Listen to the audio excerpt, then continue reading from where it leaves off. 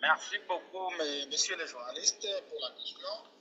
Nous sommes dimanche 22 décembre 2022. Les affrontements sont tellement très intenses aujourd'hui entre la localité de Mambasa et celle de Alimbongo. C'est sur la RND, la route nationale numéro 2, Goma-Butembo. L'ennemi des terroristes génocidaires rwandais de Paul Kagame chercherait toujours à déborder vers d'autres localités sous occupation des forces loyalistes de VDP. Aujourd'hui, ça n'a pas été le cas. Le matinée d'aujourd'hui n'a pas été rose, tout comme celle d'hier. L'ennemi s'est retrouvé sous pression des jeunes résistants Wazalendo et des forces armées de la République démocratique du Congo. Plusieurs morts côté M23, des munitions abandonnées, des blessés côté M23 abandonnés à leur triste sort. L'ennemi n'a pas su fuir avec ses munitions et ses blessés. Nous avons capturé ces blessés-là. Étant que des personnes normales, des vrais combattants, nous n'avons pas tué ces capturés. Au contraire, ils reçoivent une dose de soins afin qu'ils iront devant la justice et répondre de leurs actes, parce qu'ils sont des terroristes. L'ennemi a fui à Kanyambi. Kanyambi, c'est aussi une localité autour de laquelle il y a des fermes et des paisibles citoyens. L'ennemi cherchait à aller voler aussi ses vaches pour fuir avec au niveau du Rwanda. Il a été copieusement frappé jusqu'à Mambasa. De Mambasa, il a été frappé, il a été obligé de fuir. Jusqu'à maintenant, on est en train de le pousser dans un endroit qu'on appelle Alimbongo, sur la route numéro 2. De Alimbongo, il est en position de faiblesse parce que les forces armées élevées de paix sont plus que déterminées à corriger ces terroristes qui a pillé les biens de la population congolaise. Donc, l'ennemi est coincé à Alimbongo. C'est une localité stratégique qui donne la voie à Mbingi vers l'ouest, à laissant la RN2. Si vous allez à Mbingi, il y a d'autres villages qui étaient déjà attaqués par l'ennemi.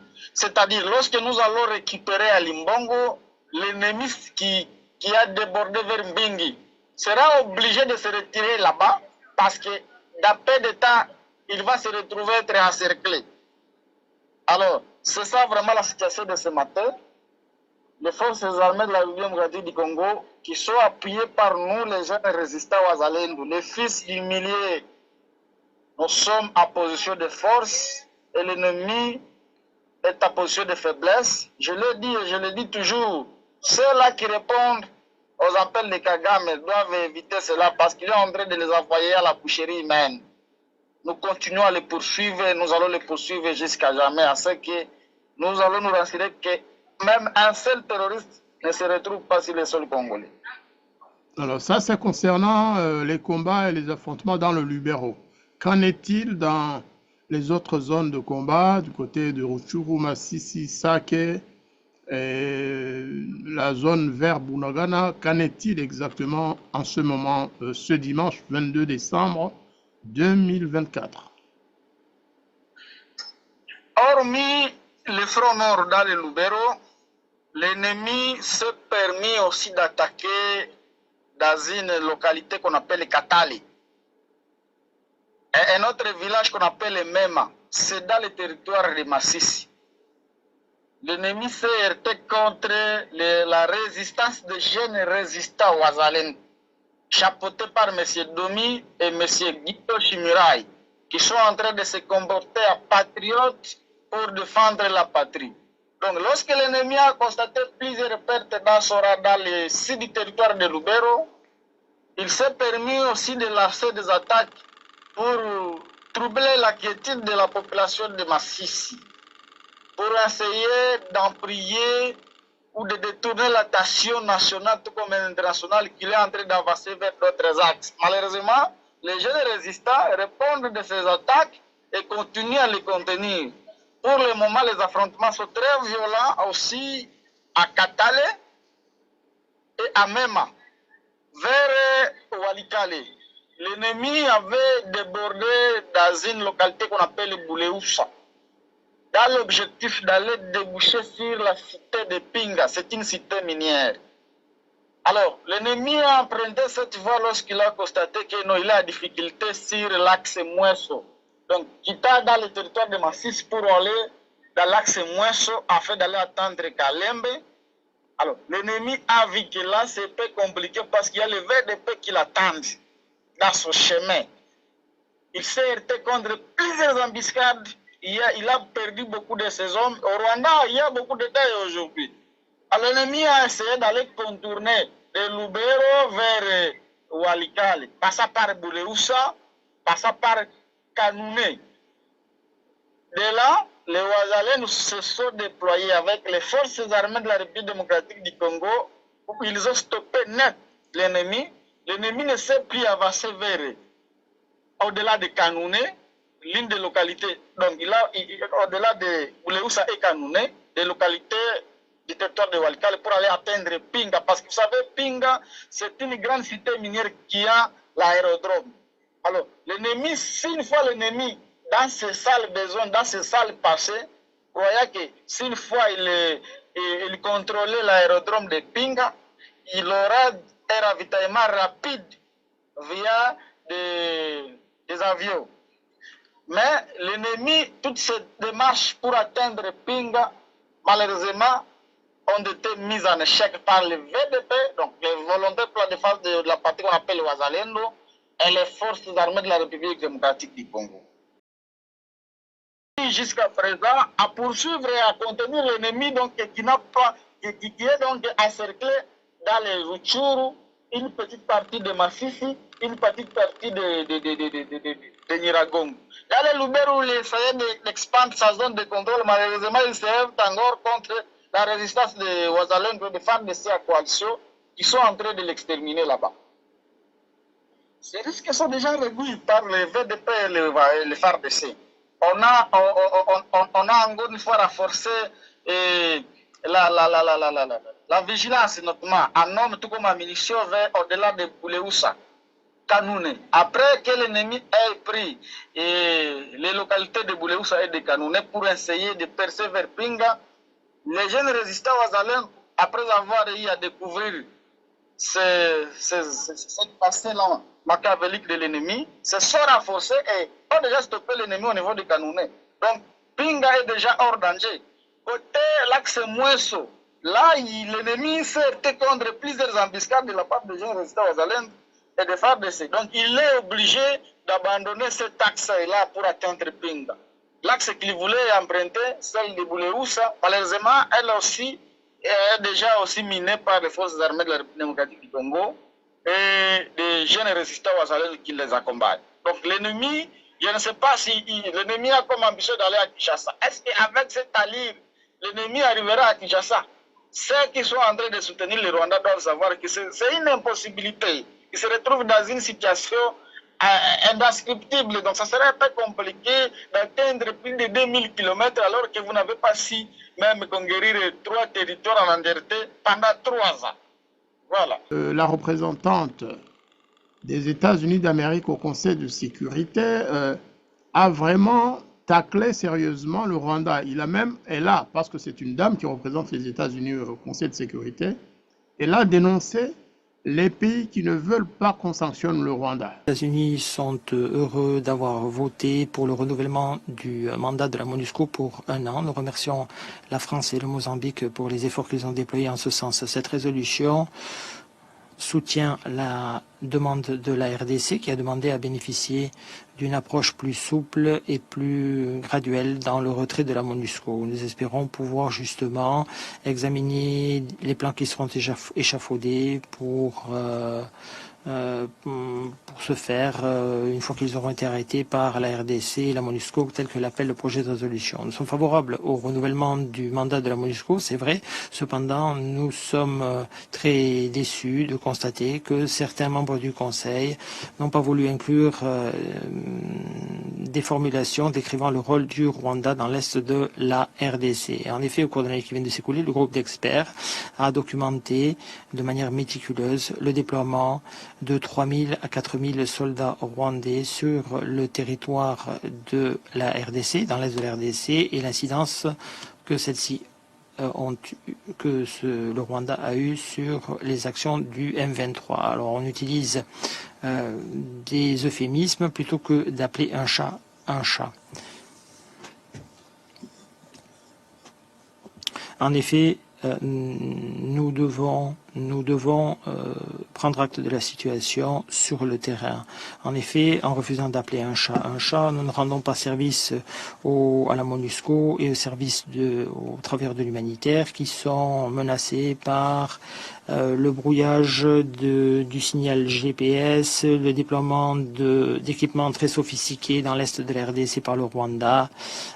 En outre, nous ne rendons pas service également aux milliers de civils qui sont menacés par ces activités. Mesdames, chers collègues, le monde attend du Conseil de sécurité de décrire les choses telles qu'elles sont, notamment lorsque ces éléments sont une menace pour la paix et la sécurité internationale. Nous sommes profondément inquiets par le signalement que nous avons reçu cette semaine d'avancée du M23 dans le Nord Kivu et la saisie, la conquête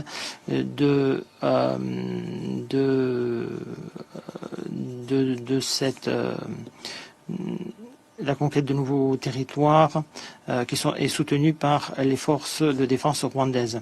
Je suis tellement au courant de ce qui se passe au niveau diplomatique. La RDC est toujours en position de force actuellement. Lorsque vous voyez, on commence à demander des sanctions contre le Rwanda, c'est quelque chose qui ne s'était jamais fait dans le passé. Dans le passé, la communauté internationale ne reconnaissait même pas que c'est le Rwanda qui nous agresse. Mais aujourd'hui, avec l'évolution des choses, avec la lire des choses, vous commencez à voir que même les États-Unis commencent aussi à interpeller le Rwanda. C'est-à-dire, Kagame, l'un des présidents criminels qui déstabilise l'Afrique centrale et toute l'Afrique entière, donc son règne est en train de finir, est en train petit à petit de finir. Ça que même les Congolais ne s'en prennent en charge, ce sont les Rwandais eux-mêmes qui vont demander bientôt là, le départ de Kagame. Parce qu'il faut constater que c'est Kagame qui est l'élément principal des conflits qui se passent aujourd'hui en Afrique. Un élément dangereux pour toute l'Afrique entière. Notre président qui soutenait bien avant Kagame sont en train de constater petit à petit que M. Kagame n'est pas sérieux. Vous le savez, Kagame lui-même est tombé dans un piège. Quel est ce piège-là? C'est le dimanche passé, le 15 décembre 2024, où il devrait rejoindre son homologue Félix Tshisekedi Tshilombo de la République démocratique du Congo à Luanda, sous la médiation du président angolais Lorenzo. Avec cette méfiance de Kagame, le monde entier a vu que ce monsieur a une mission noire, pas seulement contre la République démocratique du Congo, mais aussi contre toute l'Afrique centrale et l'Afrique entière. Alors, beaucoup de présidents africains commencent déjà à se désolidariser de ce président criminel qui n'a cessé de déstabiliser toute l'Afrique, qui est un danger pour les Africains.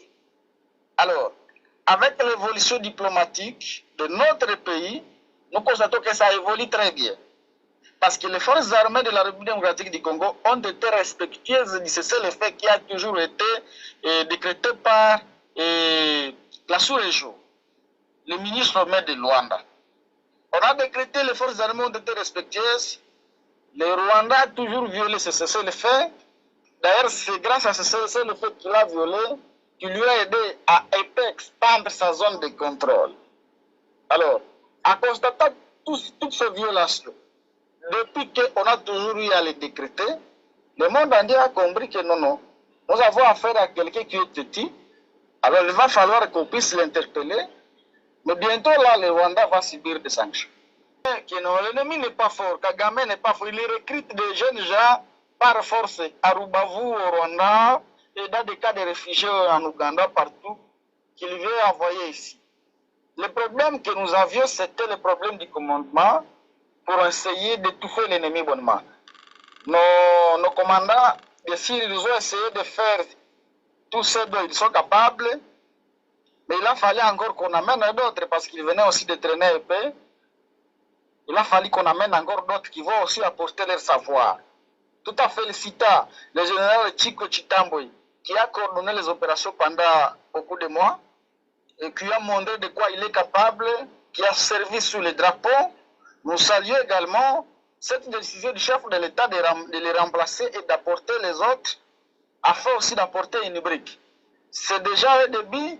Vous avez vu, 2 jours après la prise de fonction de certains, notamment le commandant Front Nord, que je salue à passant, le général Bruno Mandefou, vous voyez déjà une évolution. Les forces armées sont réarmées du moral. Sont encore une fois très contents de voir un autre entrer qui leur donne un moral afin de pouvoir peser la pression sur l'ennemi. Aujourd'hui, ceux qui sont à Goma, après beaucoup de mois de l'absence de Soko, des avions de chasse Soko I-25, ce dimanche, les avions Soko viennent de survoler la ville de Goma en direction de Massis pour appuyer le VDP et les forces armées de la République démocratique du Congo au niveau de Katale et de Bema. Donc l'ennemi est à débandade là-bas. Tout en saluant les efforts des uns et des autres, nous remercions le chef de l'État d'avoir attendu, écouté la voix du peuple, notre voix également. Et nous disons qu'avec cet esprit d'écoute de nos autorités, les choses vont changer à notre faveur. Et cette aventure de Kagame va finir à quelques jours. Oui, je vais d'abord demander à, notamment, commencer par le commandant, le général Massounzou de la 3e zone de défense qui est nommé. Je lui souhaite d'abord un beau travail et ce que je peux lui recommander, c'est d'être en collaboration permanente avec nous, les jeunes résistants Wazalé. Parce que la collaboration et l'union fait la force. Je vais demander à d'autres commandants sectaires sur différentes lignes de front de demeurer également en collaboration avec les jeunes résistants Wazalendo et la population. Parce qu'on ne peut jamais réussir la guerre seul. On peut être très fort, très vaillant, mais sans la collaboration avec les jeunes du milieu, la population tout entière, c'est impossible. La guerre comprend aussi la collaboration stricte et étroite avec la population qui livre des informations, qui déniche même les infiltrés au sein de la population. Donc, ce que je leur recommande, c'est la collaboration avec nous, les jeunes résistants Wazalendo, et la population qu'ils vont rencontrer ici. Et c'est là, dans l'Assemblée, nous allons mettre en échec ce plan machiavélique du Rwanda, qui cherche à organiser ce pays et qui a longtemps pillé les richesses de ce pays.